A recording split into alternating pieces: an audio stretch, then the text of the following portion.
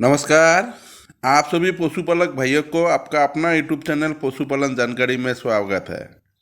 अभी सुबह का 5:30 बजे हुए हैं। अभी फार्म का काम चालू हो गया है। ये जो मिल्क कलेक्शन टैंक देख रहे हैं, इसका कैपेसिटी 30,000 लीटर है। तो सुबह का जितना भी दूध कलेक्शन होगा, ये सब पाइप के थ्रू इस टैंक में आके जमा होगा।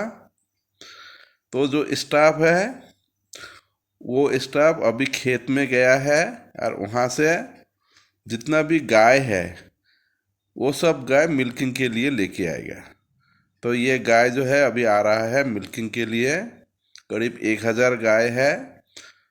तो ये फार्म पे करीब 30,000 के आसपास पशु है।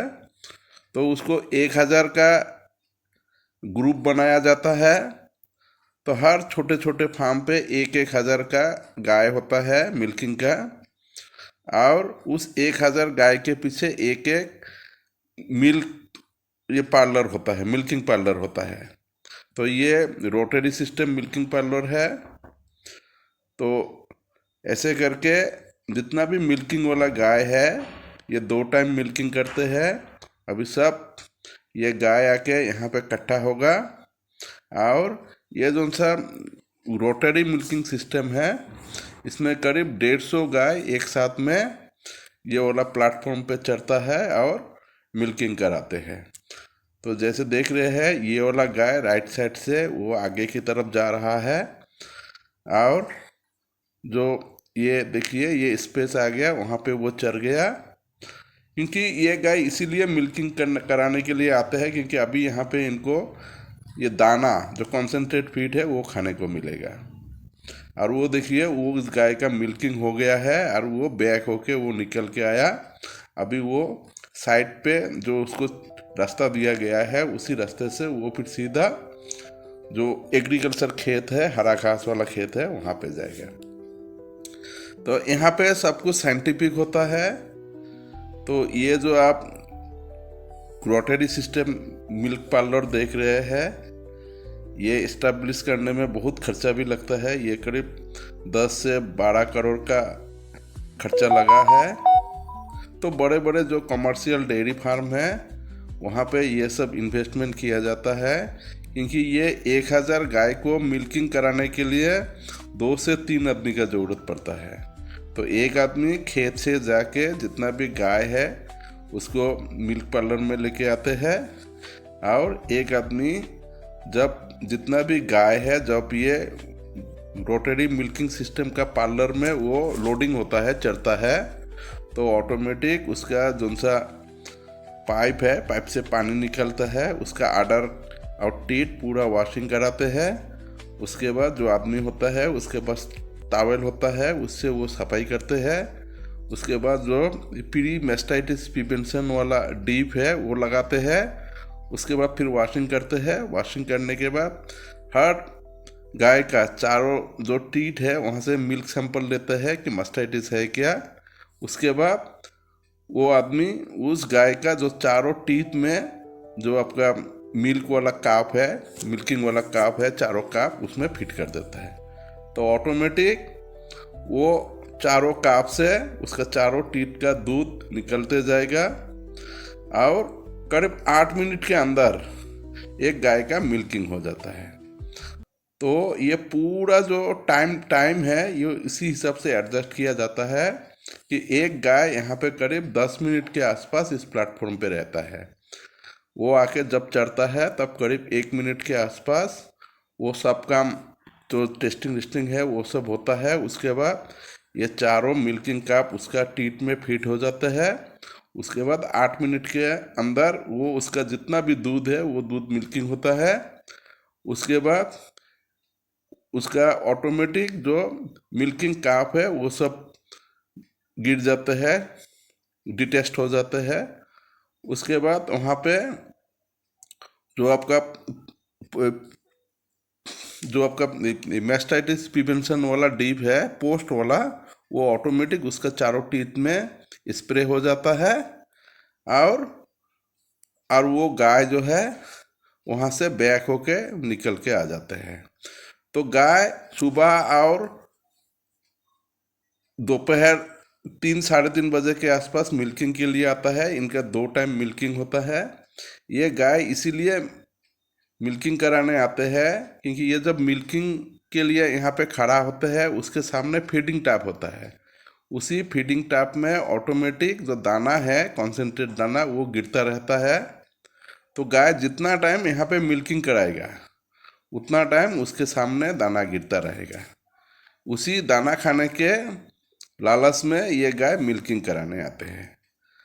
और सुबह जब गाय आते हैं, ये देखा गया है कि सुबह ये जो है ज़्यादा मिल्किंग कराते हैं। मतलब जो टोटल एक गाय का अगर 60 लीटर के आसपास अगर उसका दूध है तो 60% 65% दूध सुबह वो लोग जो है मिल्किंग कराते हैं। और बाकी जो 40 से 35% दूध होता है वो जो 3 साढ़े 3 बजे वो लोग आता है दोपहर को, उसी टाइम ही उसका मिल्किंग होता है। क्योंकि 3 साढ़े 3 बजे दोपहर को मिल्किंग कराने के बाद वो सुबह 4 बजे के आसपास आ जाता है, तो उसको करीब 12 घंटे का एक गैप मिलता है। ये देखिए, ये ऑटोमेटिक जो ये मिल्किंग काप है, ये चारों मिल्किंग काप उस गाय से निकल के आया है। ये ऑटोमेटिक होता है सब कुछ। यहाँ पे कम से कम जो वर्कर है यहाँ पे जो है यूज़ किया जाता है, ये सब ऑटोमेटिक होता है। तो ये जो सा गाय है इसका करीब जो है 60 लीटर के आसपास टोटल दूध है।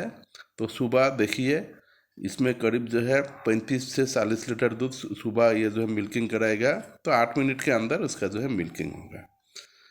और यहाँ पे जितना भी गाय है उसका जो ब्रीड है, ब्रीड के ऊपर ये लोग बहुत ज़्यादा ध्यान देते हैं। क्योंकि उनका जो सा एक खर्चा है वो ब्रीडिंग पे देता है। 60% उनका जो बजट है ब्रीडिंग पे खर्चा करते हैं।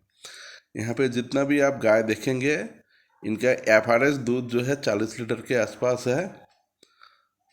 तो जितना भी गाय है, गाय का अगर आधार देखेंगे वो सब जो सा उसका उनका घुटना है, घुटने के ऊपर ही होता है। इस वजह से इस गाय को मैस्टाइटिस होने का चांसेस बहुत कम होता है।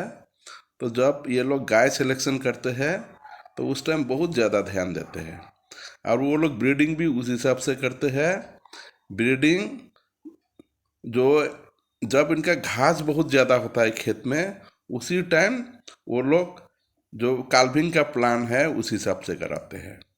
यहाँ पे अगस्त से सितंबर में जितना भी गाय है वो सब गाय का काल्विंग कराते हैं। क्योंकि ये अक्टूबर नवंबर में जो घास है वो बहुत ज़्यादा ग्रो होता है। और उसी टाइम मिल्किंग के बाद उसका जो है दूध का प्रोडक्शन है वो आस्ते आस्ते बढ़ता जाएगा। 2-3 महीने में वो पीक में जाएगा। अभी देखिए 9 बज गया है सुबह का। इस ग्रुप में जितना भी 1000 गाय है सबका मिल्किंग हो चुका है। वो सब ये वाला एग्रीकल्चर प्लॉट इनको खाने को मिला है।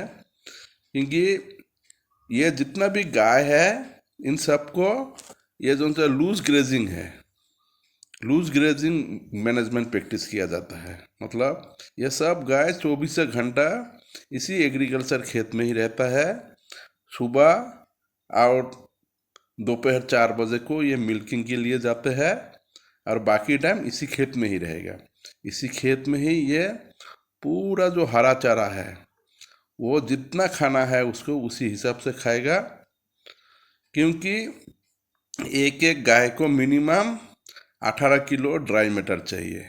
तो ये जो 18 किलो ड्राई मैटर है उसको उस हिसाब से कैलकुलेशन किया जाता है कि ये गाय जब मिल्किंग कराने जाएगा 2 टाइम, उस टाइम उसको कितना कॉन्सेंट्रेट फीड उसने खाया है। उसके बाद इस खेत के ऊपर कहीं कहीं पे जो सूखा घास है, सूखा घास डाला जाएगा, वो सूखा घास भी खाएगा। और बाकी जो है ये पूरा टाइम यहीं हरा घास खाएगा। ये हरा घास खाएगा और उसी खेत में ही वो बैठेगा, आराम करेगा, फिर उठेगा, फिर हरा घास खाएगा। ऐसे करके मिल्किंग कराने के बाद पूरा टाइम 24 घंटा है, चाहे बारिश हो चाहे धूप हो, इसी खेत में ही रहता है। क्योंकि इनका जो बॉडी है उस हिसाब से आदत डाला गया है। क्योंकि बड़े बड़े डेयरी फार्म पे गाय को अगर शेड में रखेंगे तो बहुत ज़्यादा खर्चा आएगा और उनको पूरा अगर मतलब शेड के अंदर ही अगर उसको अगर फीडिंग कराएंगे तो उसमें भी बहुत ज़्यादा खर्चा आता है, क्योंकि दूध का जो भाव है उस हिसाब से अगर वो वाला मैनेजमेंट प्रैक्टिस कराएंगे तो ये सब डेयरी फार्म घाटे में जाएगा।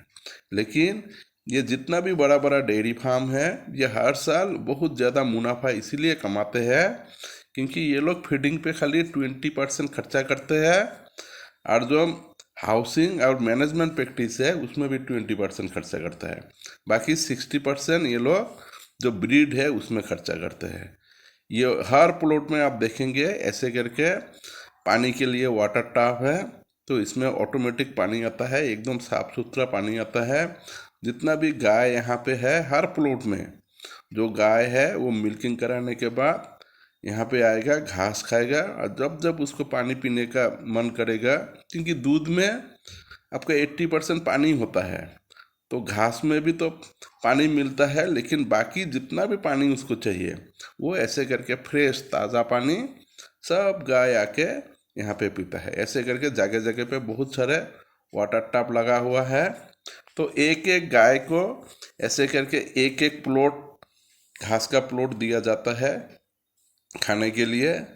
और सुबह जब वो मिल्किंग करने जाते हैं, मिल्किंग कराने के बाद उसको फिर नया जो प्लॉट है घास का वो दिया जाता है। तो ऐसे करके करीब 21 दिन में उनको एक एक प्लॉट में वो लोग दोबारा जो है राउंड मार के वापस आते हैं। ये देखिए जो वाटर टैप है ऑटोमेटिक है, जो हमारा ये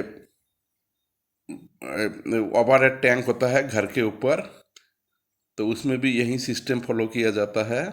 ये जो सा प्लास्टिक का बॉल है, तो अगर सामने वाला पानी अगर ख़त्म हो जाएगा तो प्लास्टिक का बॉल नीचे चले जाएगा और ऑटोमेटिक पानी ऐसे करके निकलेगा।